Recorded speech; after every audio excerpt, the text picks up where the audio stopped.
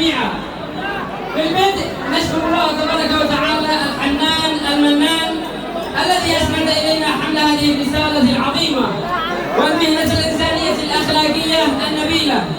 شكرا دائما لانقطاع لمدده. كما ونقدم شكرنا إلى أبطالنا في الجيش اليمني والقوات الأمنية الذين يرابطون بالدفاع عن العرض والأرض، سائلين المولى القدير أن يحفظهم ويسدد خطاهم، إنهم نعم المولى ونعم النصير. ونبارك لأساتذتنا الأعزاء ونشكرهم في الوقت نفسه في كف الثمرة الأولى من جهودهم المباركة 3 سنوات تحسسنا فيها مشاعرهم الصادقة وصبرهم وعزمهم اللامحدود لإعداد جيل من الممرضين والصيادلة والكبالة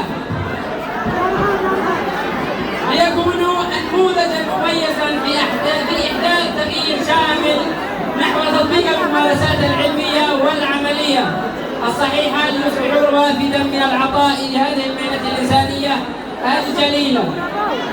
والشكر والعرفان اللامتناهي إلى عوائلنا الكريمة والفاضلة لتحملهم معنا مشاق وتعب هذه المسيرة الرائعة، ونعدهم أننا سنكون مثالا للأخلاق الفاضلة والإنسانية والعلم.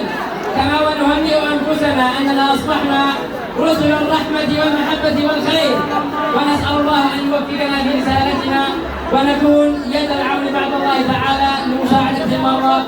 وصلى الله على سيدنا محمد وعلى آله الطيبين الأطهار، والسلام عليكم ورحمة الله تعالى وبركاته. إذا شكرا للخليج الدكتور محمد مفتاح.